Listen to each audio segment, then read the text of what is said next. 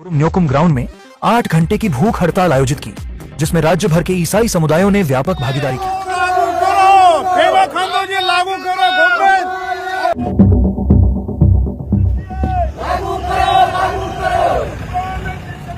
अरुणाचल प्रदेश बोलने से शांतिपूर्वक एक स्टेट बोल के जाना जाते हैं। अरुणाचल प्रदेश में आप सभी जानते हैं अनेकों ट्राइब और अनेकों जाति और अनेकों भाषा है, पर भी अरुणाचल प्रदेश में इतनी शांतियों के साथ जीते हैं, एक भाईचारा जिंदगी जीते हैं। यहाँ पे प्यार भरी बातों से चलते हैं, प्यार भरी बातें करते हैं। हर कोई यहाँ पे शांतिपूर्वक जिंदगी जीते हैं, हर कोई एक दूसरे को मिल मिलाप से जिंदगी जीते हैं। हर कोई जानते हैं अरुणाचल प्रदेश कहने से आने को बहुत मन करते हैं और अरुणाचल प्रदेश के हर ट्राइब को मिलना चाहते हैं। भाईचारा जिंदगी जीने वाला एक स्टेट में कौन लेके आया ये 1978 एक्ट को? ये रूल, ये कानून बंद हो चुके थे, कौन लेके गया हाई कोर्ट तक और ये फैसला सुनाने लग गया फिर से ये लागू होना चाहिए? और ये 1978 जो एक्ट है क्या अरुणाचल प्रदेश में ही बना है? भारत की कौन कौन सी स्टेट में ये बना है, लागू हुआ है, और कौन सी स्टेट में इसको लागू करने से माना किया है? अरुणाचल प्रदेश में लागू होना चाहिए या नहीं? क्या ये अरुणाचल प्रदेश में ये एक जो शांतिपूर्वक जिंदगी आगे की तरफ फिर से लेके आएगा, या शांतिपूर्वक जो जिंदगी था उसको बटोरा किया जाएगा? कौन लेके आया है ये तानाशाही जिंदगी? भाईचारा जिंदगी को कौन बर्बाद कर रहे हैं? मिलजुल के चलने वाला ये अरुणाचल को कौन तोड़ रहे हैं? धर्म के नाम से कौन इस अरुणाचल को तानाशाही ले जाकर एक भाई भाई को कौन लड़वा रहे हैं, कौन डिवाइड कर रहे हैं, करना चाहते हैं इस अरुणाचल को? हेलो गाइस, आप सबको स्वागत करते हैं। ये बंदा गाइस इस बार 1978 एक्ट ये मुद्दा क्या है इसके बारे में आप लोगों को बातचीत करने के लिए ये वीडियो बना रहा हूँ। चलो तब तो वीडियो को देर न करते हुए आगे ले चलते हैं। Let's go.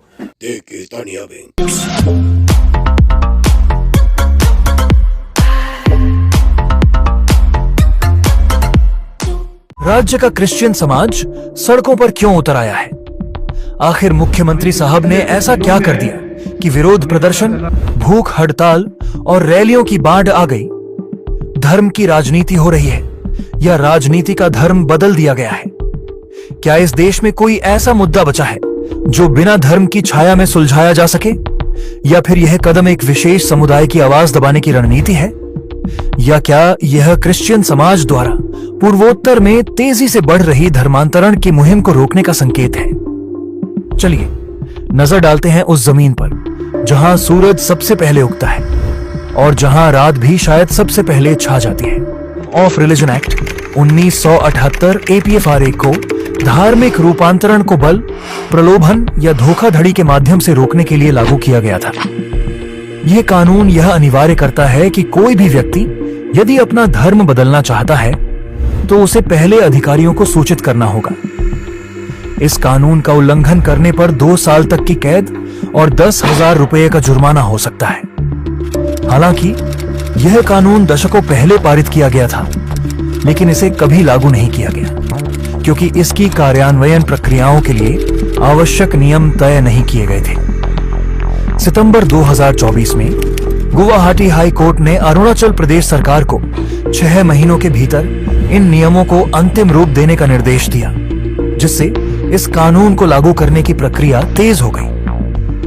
भारत के कई राज्यों ने इसी तरह के कानून स्थानीय धार्मिक मान्यताओं की रक्षा करने और बड़े पैमाने पर धर्मांतरण को रोकने के उद्देश्य से लागू किए हैं। ओडिशा पहला राज्य था जिसने 1967 में ऐसा कानून पास किया। उसके बाद मध्य प्रदेश 1968 और छत्तीसगढ़ ने भी ऐसे कानून लागू किए। अरुणाचल प्रदेश ने 1978 में अपना कानून बनाया, लेकिन इसे कभी लागू नहीं किया गया। बाद में हिमाचल प्रदेश, उत्तराखंड, उत्तर प्रदेश, गुजरात और झारखंड जैसे राज्यों ने भी इसी प्रकार के कानून बनाए, जिनमें कुछ विशेष रूप से शादी के माध्यम से धर्मांतरण को लक्षित करते हैं, जिन्हें अक्सर लव जिहाद कानून कहा जाता है। सरकारों का तर्क है कि ये कानून धोखाधड़ी या जबरदस्ती किए गए धर्मांतरण को रोकने के लिए आवश्यक है, जबकि विरोधी इसे अल्पसंख्यकों, विशेष रूप से ईसाइयों और मुसलमानों के खिलाफ भेदभाव का उपकरण मानते हैं। अरुणाचल प्रदेश के मुख्यमंत्री पेमा खांडू ने पहले इस कानून का विरोध किया था। 2018 में उन्होंने सार्वजनिक रूप से कहा था कि 1978 का यह अधिनियम रद्द किया जाना चाहिए, इसे दमनकारी कानून बताते हुए जो धार्मिक स्वतंत्रता का उल्लंघन करता है। उस समय उन्होंने यह भी कहा था कि ऐसे कानूनों का दुरुपयोग हो सकता है और यह अल्पसंख्यक समुदायों को प्रभावित कर सकते हैं। हालांकि दिसंबर 2024 में गुवाहाटी हाई कोर्ट के आदेश के बाद खांडू ने अपना रुख बदल लिया और इस कानून को लागू करने की घोषणा की।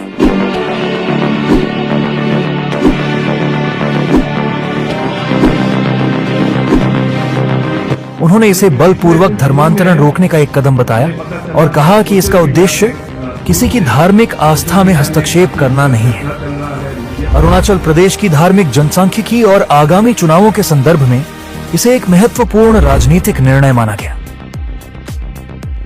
इस फैसले का अरुणाचल क्रिश्चियन फोरम ACF और अन्य धार्मिक संगठनों ने कड़ा विरोध किया।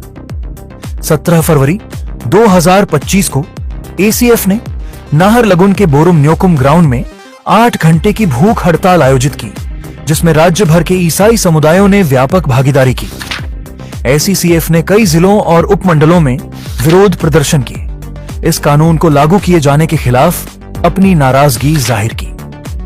वे अपने आंदोलन को और तेज करने की योजना बना रहे हैं और 6 मार्च 2025 को अरुणाचल विधानसभा की ओर एक विशाल मार्च करने जा रहे हैं, जो उसी दिन होगा जब राज्य का बजट सत्र शुरू होगा।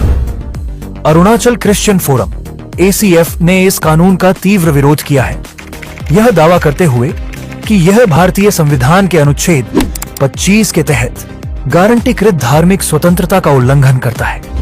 उनका कहना है कि यह कानून ईसाई मिशनरियों और धर्मांतरित लोगों को विशेष रूप से लक्षित करता है, क्योंकि 2011 की जनगणना के अनुसार अरुणाचल प्रदेश की 30.26% आबादी ईसाई है। ACF का मानना है कि धार्मिक रूपांतरण के लिए पूर्व अनुमति अनिवार्य करने से अनावश्यक प्रशासनिक बाधाएं उत्पन्न होंगी और यह उत्पीड़न का माध्यम बन सकता है। वे यह भी तर्क देते हैं कि भाजपा शासित राज्य सरकार एक राजनीतिक एजेंडा चला रही है, जिससे ईसाई प्रभाव को कम किया जा सके। हालांकि सरकार का दावा है कि यह कानून निष्पक्ष है और केवल बलपूर्वक धर्मांतरण को नियंत्रित करने का कार्य करेगा, लेकिन ईसाई समुदाय को डर है कि इसका चुनिंदा रूप से इस्तेमाल किया जाएगा। इस कानून का अरुणाचल प्रदेश पर गहरा प्रभाव पड़ सकता है।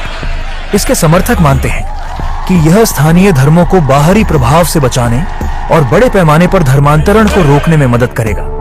उनका तर्क है कि इससे जनजातीय समुदायों की सांस्कृतिक पहचान बनी रहेगी और धार्मिक संतुलन बना रहेगा। वहीं इसके विरोधी मानते हैं कि इससे धार्मिक स्वतंत्रता पर गंभीर प्रतिबंध लगेंगे, खासकर ईसाइयों पर।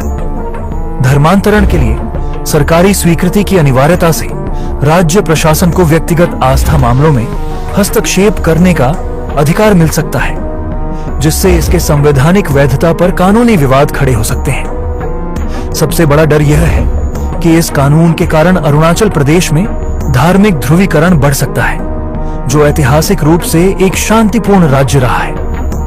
इसके अलावा इस कानून को लागू करने से पूर्वोत्तर के अन्य राज्य भी इसी दिशा में कदम बढ़ा सकते हैं, जिससे पूरे क्षेत्र में तनाव बढ़ सकता है। दोनों पक्षों के कड़े रुख को देखते हुए आने वाले कुछ महीने निर्णायक साबित होंगे। यह देखना दिलचस्प होगा कि सरकार इस कानून को लागू कर पाती है या फिर जनता के विरोध, कानूनी चुनौतियों और राजनीतिक दबाव के कारण इसे संशोधित या वापस लेना पड़ता है। खैर, बताना हमारा काम था, सोचना आपका। रेफरेंस डिस्क्रिप्शन में है, मन करे तो खोल कर देख लेना। तब तक के लिए विदा लेता हूं। Thank you. अभी पिछले कुछ दिनों में हमें पता चला है सोशल मीडिया के थ्रू से, सोशल मीडिया में काफी इसका चर्चा चल रहा है, मीडिया में भी चल रहा है। अभी आज अखबार में भी मैंने देखा कि कुछ पॉलिटिकल ऑर्गेनाइजेशंस भी इसको पॉलिटिकल एंगल में लेके अभी गवर्नमेंट को क्वेश्चन कर रहा है। ये बात है अपना freedom of religion act 1978, freedom of religion act 1978 के बारे में। इसके बारे में आप सब लोगों को अगर हिस्ट्री पता नहीं है तो हमारा फर्स्ट चीफ मिनिस्टर पीके थोंगन साहब यहां मौजूद है। 1978 में जो फ्रीडम ऑफ रिलीजन एक्ट बना तो थोंगन साहब he was the chief minister. उस वक्त में परिस्थिति कुछ ऐसा था होगा कि अपना अरुणाचल प्रदेश के जो रिच कल्चर आइडेंटिटी को प्रिजर्व करने के लिए उस एक्ट को पास किया था। It was during the UT times, union territory times का ये बात है। तब से लेके इसके बाद 87 में इंस्टीट्यूट बना, तब से लेके अभी तक केवल सिर्फ 2 पेज का एक्ट बना है, मगर रूल्स नहीं बना था। तो अभी हम लोग को डेमोक्रेसी में सभी लोग एम्पावर्ड है कि किसी भी चीज को लेके आप कोर्ट में जा सकता है, इंडिविजुअल के अगेंस्ट में भी लेके कोर्ट में जा सकता है, सरकार के अगेंस्ट में भी लेके आप कोर्ट में जा सकता है। तो फ्रीडम ऑफ रिलीजन एक्ट को भी किसी ने कोर्ट में चला गया और उन्होंने मांग किया कि इसमें रूल्स नहीं बना है, रूल्स बनना चाहिए। तो ऑनरेबल गुवाहाटी हाई कोर्ट का बेंच ने ऑर्डर दिया हुआ है सरकार को, राज्य सरकार को, कि इसका रूल्स 6 महीना का अंतर्गत में बन जाना चाहिए। तो जाके अभी डिपार्टमेंट उसमें अभी एक्सरसाइज और कंसल्टेशंस वगैरह करने का वो जो काम जो है शुरुआत हो गया है।